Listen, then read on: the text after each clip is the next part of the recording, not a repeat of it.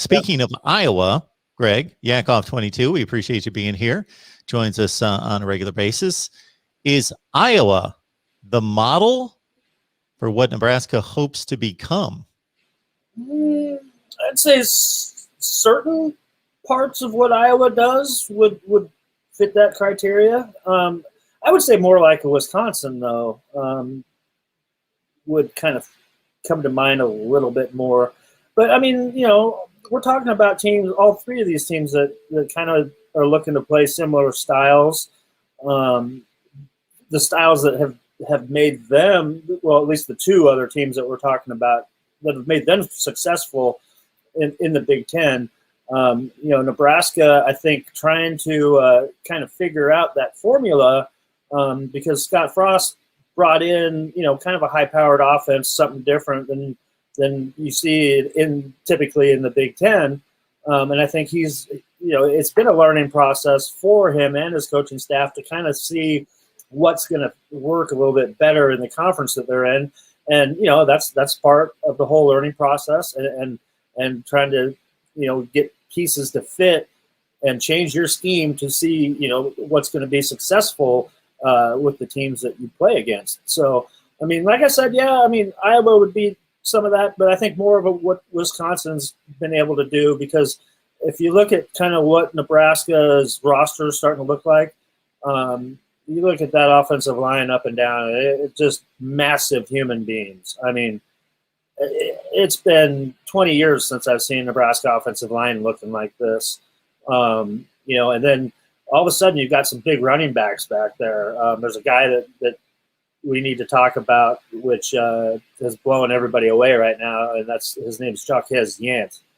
He's a freshman walk-on, but we'll talk about him shortly. But you can see with the wide receiver group that they have, bunch of big guys, 6'3" or taller. Tight end group, 6'5", all 6'6". I mean, massive guys, and that's what you need to do in this power conference. So, yeah, I mean, kind of a combination of both of those, I'd end up saying. Football coaches by nature enjoy the physical aspect of the game. They all played.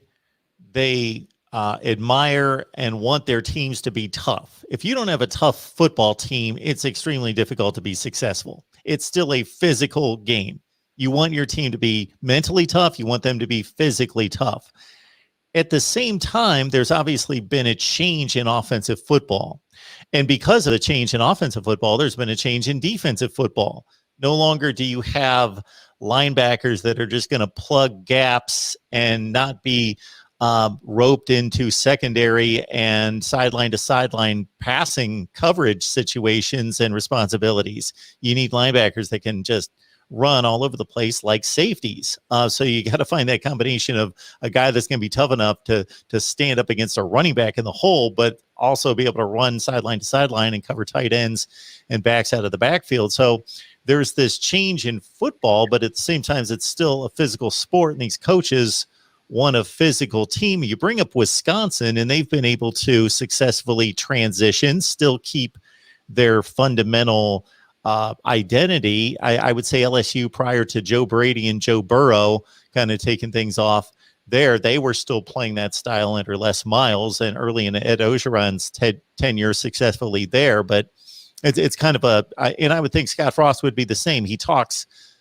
about toughness a lot, but at the same time, bringing those new concepts of the spread and doing all those fancy things on the outside with speed players. Yeah, and that's the evolution of the game has brought you to, it's all about, when you come up playing this game, the first thing that they teach you is to whoop that guy on the other side right across from you. You go beat him down, and that's what the kind of mentality that you got to have. And we're talking about Wisconsin like that, and Iowa. Look at the amount of guys that go into the NFL from those two programs. Majority of them are linemen. They're your tough guys that are in the trenches guys, and that's the key to winning football games. And then to figure out how to scheme those with those fast guys and put it all together. So yeah, it's evolved so much since we're the same age. Since we grew up with the game. Completely different. And you're talking about a Nebraska program that once made a living running the ball 90% of the time, and all they did was want to just smash you right in the face and knock you on your butt, and they're going to run right past you afterwards. They're going to tell you what they were going to do before they did it, and they did it to you. And now you don't see that. You see what, one or two teams left playing option football anymore. I mean, it's just the game's just evolved so much in the last 50 years. And one of the indications of Tom Osborne's genius, and we've talked about it here in terms of him breaking through to win national championships in the 90s, was that he was able to maintain the identity of the toughness and the mass of the program in playing tough football, ground-oriented football, but understanding that he would have to add that passing game and the speed element to compete with Miami and Florida State and other teams across the country to break through. So they didn't overnight become we're throwing the ball 50 times a game, but they went from throwing 6, 7, 8, 10 times a game and it being fairly ugly to, no, you need to respect the pass game, and we're not going to throw it crazy, but we're probably going to throw more like 15, 20, 22 times a game and be successful doing it. And we're going to still maintain our identity.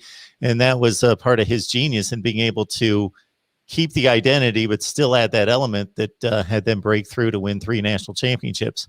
Well, yeah. And then you look at, it's kind of funny how this roller coaster, well, not really a roller coaster, but just kind of this downhill slope that's happened since then.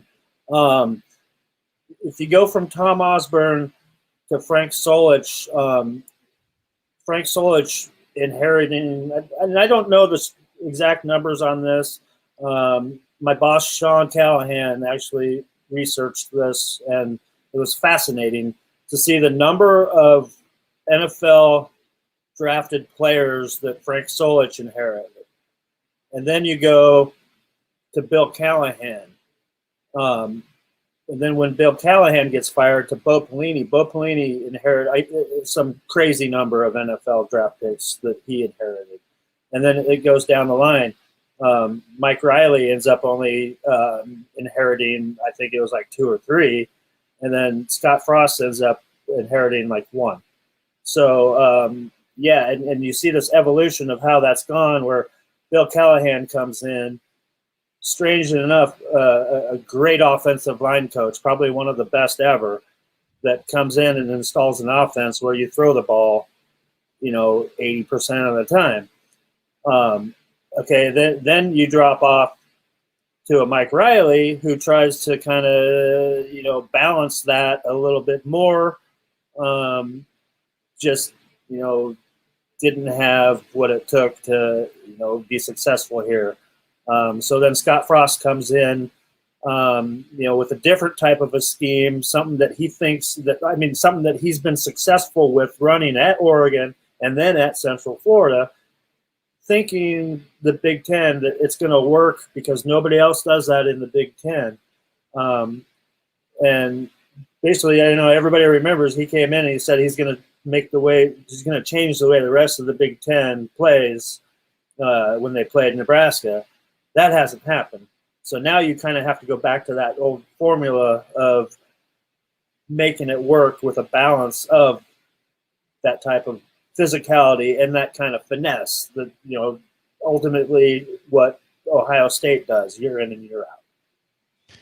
Mike Riley inherited Tommy Armstrong as his starting quarterback, and he, of course, wanted to install a West Coast style of offense, a lot of short, intermediate passing games, and he never found his Joe Montana. Of course, those guys don't exist. But in terms of, do you remember who they recruited, who Riley brought in?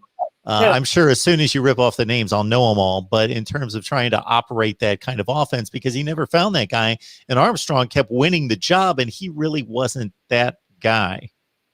Yeah, it was, I know this well because I went out to LA to interview these guys and watch them play when they were in high school. And the first one was Patrick O'Brien, a 4-star quarterback. I can't remember exactly where he was from out in California. But, highly touted, Elite 11 guy. He was going to be the man. Didn't work out that way, ended up transferring out. And then after that was Tristan Gebbia from Calabasas, another big-time 4-star, another Rivals 250 guy that played with all kinds of talents, and he came in with Keyshawn Johnson Jr., the big gets that Mike Riley had got, with Tyjon Lindsey, who ultimately ended up coming in this class. All guys that never ended up playing here. And Jebbia went to Oregon State then, right? Yes, and he starts at Oregon State, and he's done okay, but they haven't been very successful. And I know O'Brien transferred to a smaller school, and I think he did okay. I hadn't really followed much of that. And then you had the 1 year of what's his name? The guy that came in from Tulane that was there for Riley's last year. Yep. I know who you're talking about. Yeah, and he got sniff in the NFL. I don't think he's still there, but somebody picked him up for like a year or at least for an off season. I can't remember. I can't believe it. Zach was it? No. Anyway, yeah, that was Riley, and Riley he adapted to Tommy Armstrong's style, and never really got his idea of what he wanted to do here going. And Tommy Armstrong was a good quarterback here at Nebraska. Kind of a typical type of quarterback that Nebraska fans are always getting behind, and that they've seen for a long time here. That Tommy didn't have the success that a lot of his predecessors did have here. Was that Tanner Lee? Tanner Lee. There you go. Thank you. Yep.